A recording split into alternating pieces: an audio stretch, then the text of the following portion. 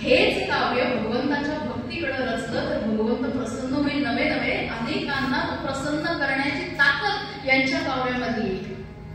आणि म्हणून या मोरोपंतांनी या राम जोशींना सल्ला दिला, सांगितलं की बाबा हे जे काव्य तू भगवंताच्या चरणी जर लावलंस तर सगळ्यांच्या आयुष्याचं सोनं होईल.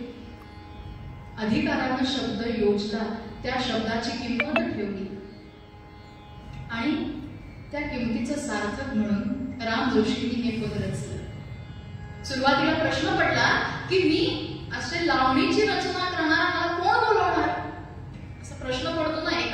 एक व्यवसाय सोडला आणि दुसऱ्या व्यवसायात उडी घेत असताना बाबा माझं चालेल की नाही असा मोठा प्रश्न पडतो.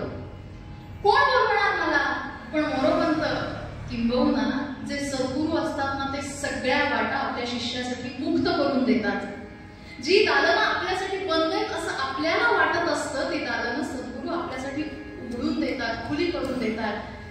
राम जोशींना सांगतात, अरे काळजी कशाला करतोस, मी तुला माझ्या घरचा रामनवमीचा उत्सव देतो. माझ्याकडे एका कीर्तनाला सुरुवात केलीस ना की तुझी सगळीकडे कीर्तन होती.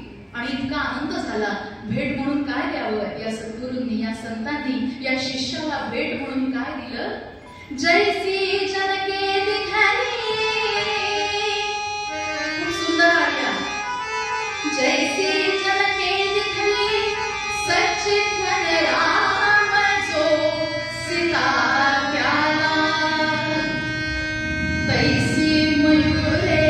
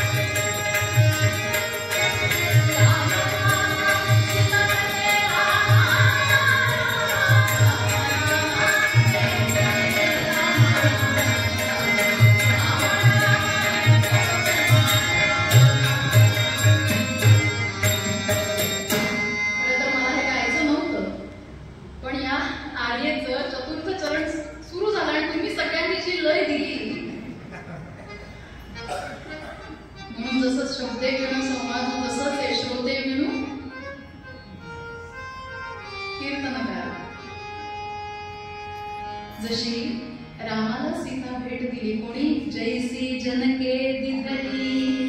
जशी जनक राजांनी आपली सीता त्या रामाला दिली, सच्चित घन राम जो सीता त्याला, तैसी मयूरे दिधली. त्याचप्रमाणे या मयूरपंतांनी मोरोपंतांनी आपल्यापासून निर्माण झालेली म्हणजे मोरोपंतांनी निर्माण केलेलं आर्यावृत्त कोणाला दिली? आर्या गे राम जो सीता त्याला.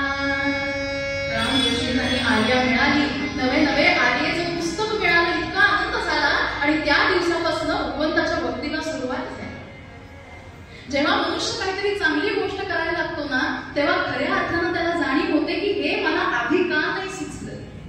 बरोबर आहे ना? लहान बाळांची भक्ती बघता क्षणी आपल्या मनाला असं वाटतं की अरे आपल्या लहानपणी आपण हे का नाही केलं.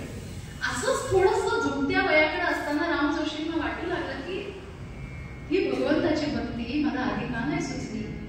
आता आयुष्याचा एवढा काल गेला, एवढी वर्ष आयुष्याची गेली, आता मी भगवंताची भक्ती कधी करणार, तो भगवंत मला प्रसन्न कधी होणार असा मनात एक किंतु आला. आणि लक्षात आलं की सगळ्या देवांपेक्षा त्वरित प्रसन्न होणारे असे भगवान शंकर आहेत. म्हणूनच ते म्हणाले, एरवी